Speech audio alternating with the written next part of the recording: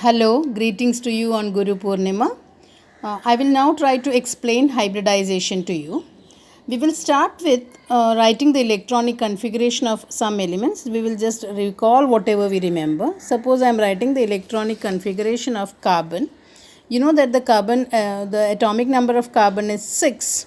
So the configuration should be 1s2, 2s2, 2p2. I hope you remember this.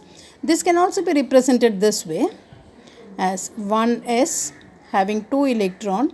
We remember that the electrons exist in opposite spin. Then you have 2s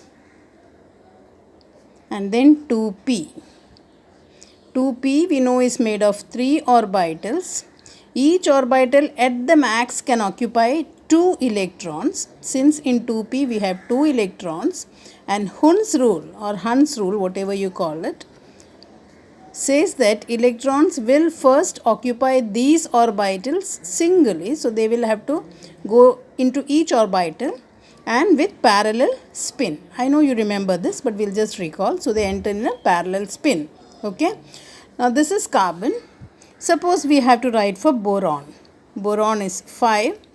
You have 1s2, 2s2 and 2p1. If you remember, 2 plus 2 plus 1, 5. Okay. Now 1s is the first shell, it lies in the first shell. 2s and 2p are in the second shell. That is why they have the number 2, because that is the principal quantum number 2. They are both lie in the second shell. So their energies are very close to each other. Remember this. Okay. Again I can represent it as 1s 2, 2s 2, 2p 1. 2p is made of 3 orbitals and there is 1 electron. If I want to write for nitrogen 7, so it is 1s2, 2 electrons, 2s2 and 2p, 2s2 and 2p3. Okay. Suppose I want to write for oxygen 1s2, 2s2 and 2p4. Now first all the electrons will enter like this, and now after the third electron is entered, the fourth will start pairing up. So we just need to recall this when we are learning hybridization. Okay. The next concept we need to recall is valence bond theory.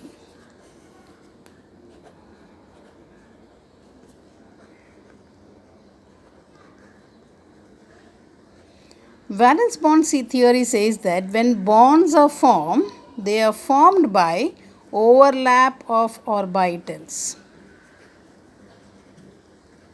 What does it mean? Now suppose overlap of orbitals, that is the first thing, and second is orbitals having electrons with opposite spin can only pair up or can only overlap. Okay. So how are bonds formed? Bonds are formed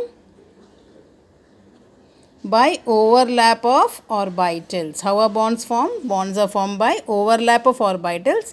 And what kind of orbitals can overlap? Orbitals having electrons with opposite spin. Okay. And third condition is orbitals having nearly same energy. Having nearly same energy only can overlap.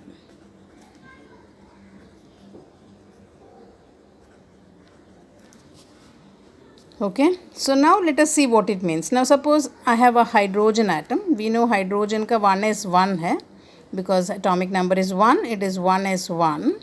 So there is 1 electron, and the s orbital you know has a spherical shape. Another hydrogen atom, if it wants to pair with this, it also has one spherical shell and that also has 1 electron. Now suppose both are having electrons like this. That means both are having what kind of spin? Both are having parallel spin. If they are having parallel spin, they cannot overlap. That means bond cannot be formed. So when will the bond be formed? Only if the electrons are having opposite spin. In this case, both are having opposite spin. In that case, both these hydrogen atoms can overlap. So they'll overlap like this. One orbital will overlap with another orbital and the electrons will be paired up. Is it clear? So this is a H2 molecule where H and H have formed a bond between them. This is the bond. Okay.